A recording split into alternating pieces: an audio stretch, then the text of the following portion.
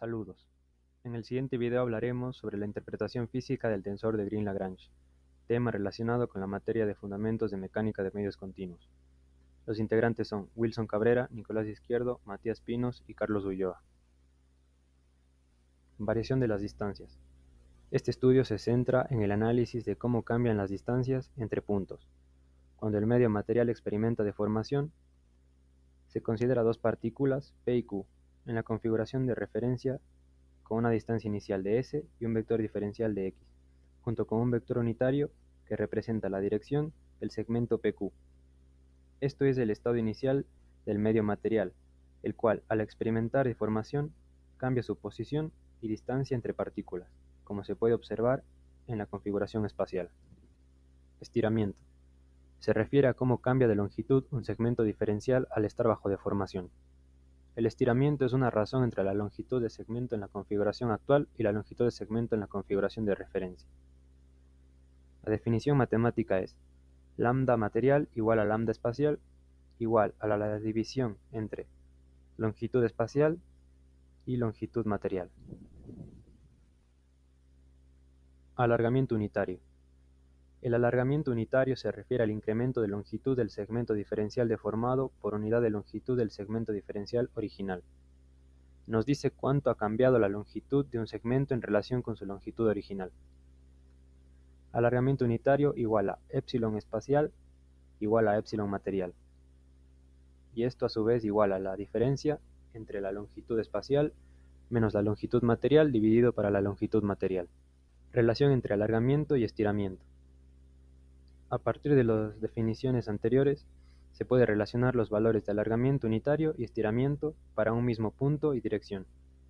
Entonces, partiendo de la ecuación de alargamiento unitario, se puede llegar a que epsilon es igual a lambda menos 1, la cual relaciona los dos conceptos.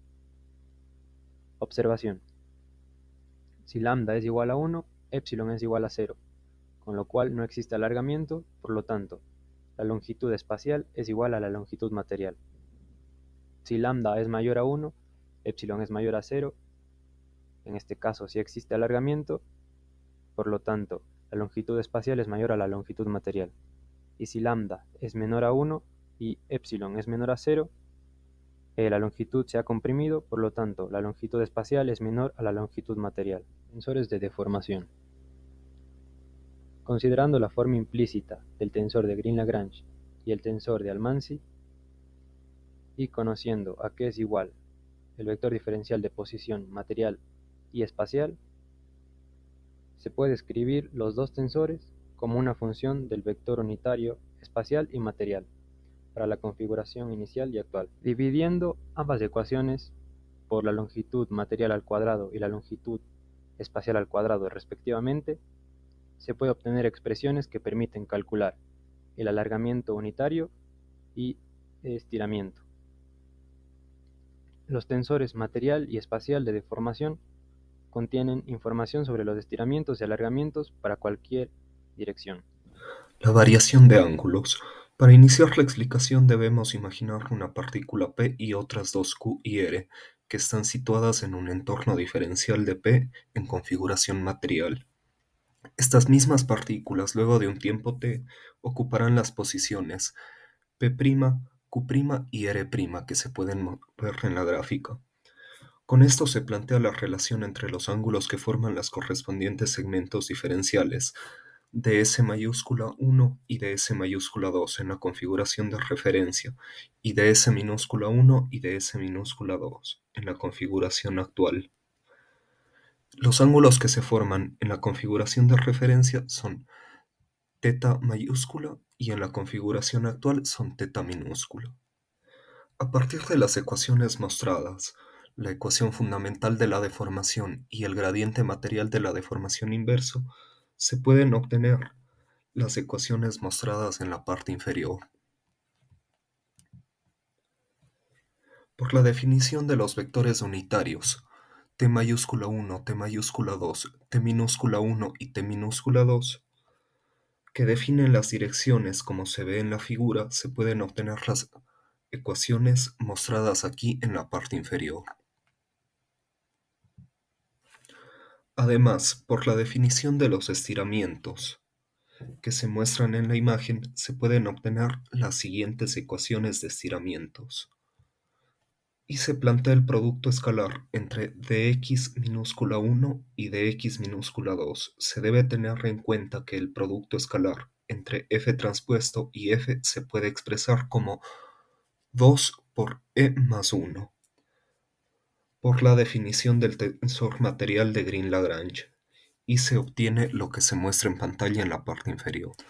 Al igualar los términos inicial y final de esta ecuación, se obtiene el coseno de teta minúscula, que es igual a la expresión que se muestra aquí en pantalla, donde al aplicar las expresiones de estiramiento para lambda 1 y lambda 2 en las direcciones materiales T1 mayúscula y T2 mayúscula, se obtiene esta expresión para el coseno de teta minúscula.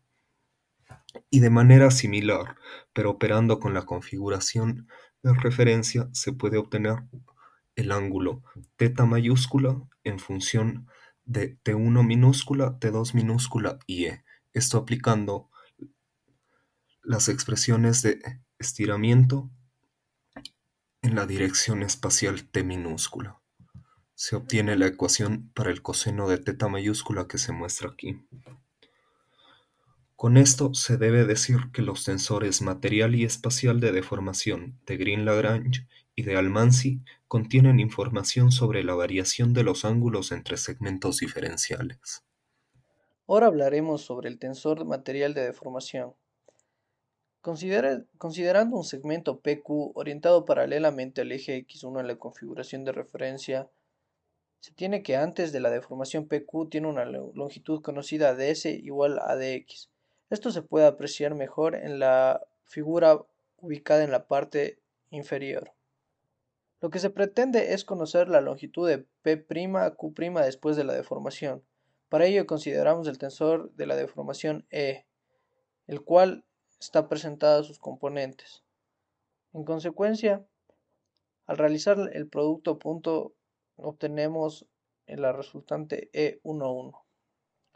El estiramiento en la dirección material x1 puede obtenerse ahora sustituyendo el valor de t en la expresión del estiramiento, obteniéndose así el primer lambda. De modo análogo se pueden considerar segmentos orientados en las direcciones x2 que sería igual a y x3 igual a z, y obtener los valores de lambda 2 y lambda 3 como se presenta en la imagen. Como observación, podemos decir que en las componentes EXX, EYY y EZZ de la diagonal principal del tensor E está contenida la información sobre el estiramiento y los alargamientos unitarios de segmentos diferenciales inicialmente orientados en direcciones X, Y y Z. Ahora considerando el ángulo entre los segmentos PQ y PR, siendo Q y R dos partículas del entorno diferencial de P en la configuración del material y P', Q' y R' las respectivas posiciones en la configuración espacial. Conocido el ángulo entre los segmentos en la configuración de referencia, es posible conocer el ángulo θ. Al realizar ciertas operaciones y considerando la ortogonalidad de ambos y ciertas igualdades. Esto lo podemos ver en la figura 2.8. Resultados análogos se obtienen partiendo de pares de segmentos orientados según los distintos ejes de coordenadas, llegando a lo siguiente.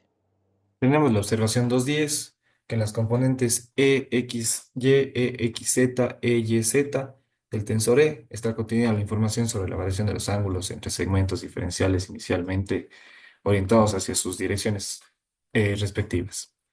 Si E, X, Y es igual a 0, la deformación no produce variación del ángulo de dos segmentos inicialmente situados en las direcciones X y Y. Si EXZ es igual a 0, la deformación no produce variación del ángulo de dos segmentos inicialmente situados en las direcciones X y Z. Y si EYZ es igual a 0, la deformación no produce variación del ángulo de dos segmentos inicialmente situados en las direcciones Y y Z. Aquí podemos observar el tensor material de la deformación mediante un gráfico, que es la unión de dos componentes de deformación lineal y angular con respecto a una partícula. Aquí podemos observar los segmentos sin alargamiento y después de un tiempo t transcurrido, Observamos los alargamientos paralelos a los ejes coordenados, así como la variación de los ángulos con respecto a su vértice P'. Interpretación física de los tensores de deformación, tensor espacial de deformación. Aquí tenemos nuestra matriz que está en función espacial y de forma inicial con su respectiva diagonal, que serían las componentes del tensor canónico espacial en función de sus derivadas, que son argumentos parecidos a los del tensor que permiten interpretar a su vez los componentes del tensor espacial de deformación. Aquí podemos ver la diagonal que es EXX, EYY, EZZ, o a su vez E11, E22, E33. Las componentes de la diagonal principal, que son las deformaciones longitudinales, pueden interpretarse en función de los estiramientos y alargamientos unitarios de segmentos diferenciales, orientados según los ejes coordenados en la configuración actual o deformada. Por lo tanto, aquí tenemos lambda 1, lambda 2 y lambda 3, que pueden interpretarse en función de los estiramientos y alargamientos unitarios de segmentos ya antes mencionados. Mientras que las componentes de fuera de la diagonal principal, que son las deformaciones transversales, contienen información sobre la variación de ángulos entre segmentos diferenciales orientados según los ejes coordenados en la configuración actual deformada. Aquí podemos observar que este ángulo, mediante una propiedad trigonométrica complementaria, deja en función de arco seno.